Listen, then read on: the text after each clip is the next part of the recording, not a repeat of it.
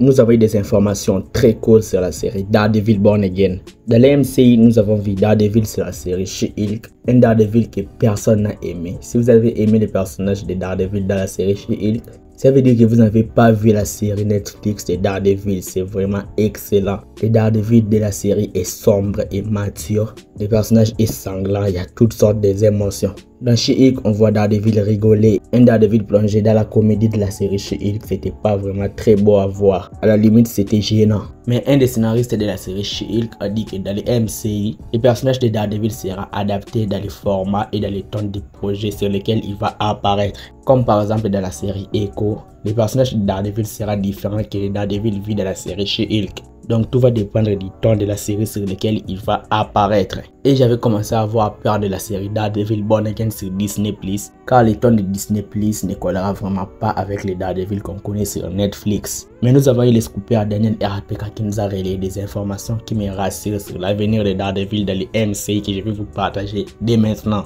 Premièrement, le scoopers Daniel RPK a confirmé que la série Daredevil Born Again sur Disney+ sera sombre et très mature. Elle va aussi contenir des scènes très violentes comme à l'ancienne avec Daredevil. De ce qui a été filmé sur les tournages, il confirme que la série sera vraiment très sérieuse et très sanglante. Elle sera à la limite comme la série qu'on avait sur Netflix précédemment. La série aura la classification TVMA et ça sera déconseillé au moins de 18 ans. Chose qui me rassure puisque Daredevil mérite d'être traité de la sorte dans les MCU. Mais quand on regarde les séries déconseillées au moins de 18 ans chez Disney+, nous avons la série Moon Knight. Puisqu'on nous a promis aussi que la série Moon Knight sera déconseillée au moins de 18 ans. Et ça sera très sombre et très mature. Mais à la limite, on a une série vraiment banale. Mais pour la série Daredevil Born Again, je pense que Marvel a appris certaines leçons et va vraiment nous servir le Daredevil qu'on connaissait sur la série Netflix. Car Daredevil colle avec du sang, colle avec zéro humour, colle avec les tons sérieux. Si Daredevil Born Again se passe comme la série sur Netflix, ça sera à la limite excellent.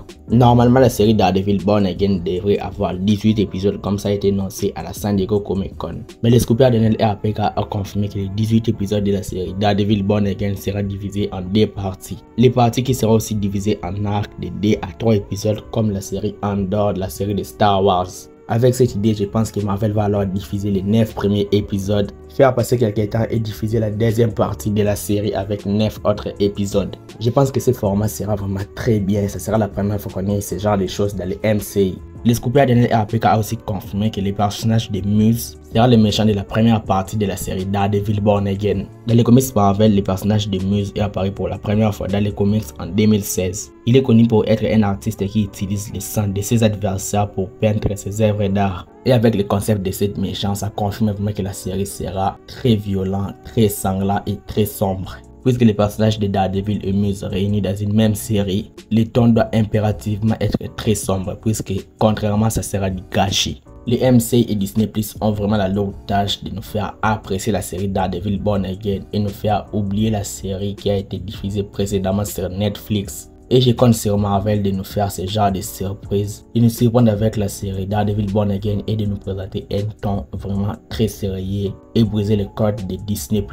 Je vais m'arrêter là, dites-moi ce que vous en pensez de toutes ces actualités dans les commentaires, like la vidéo si elle t'a plu et abonne-toi à la chaîne pour être au rendez-vous de mes prochaines vidéos. Suis-moi sur Instagram, le lien est dans la description. C'était Jonathan Geek et je vous dis qu'on se retrouve trop vite pour une prochaine vidéo. Ciao.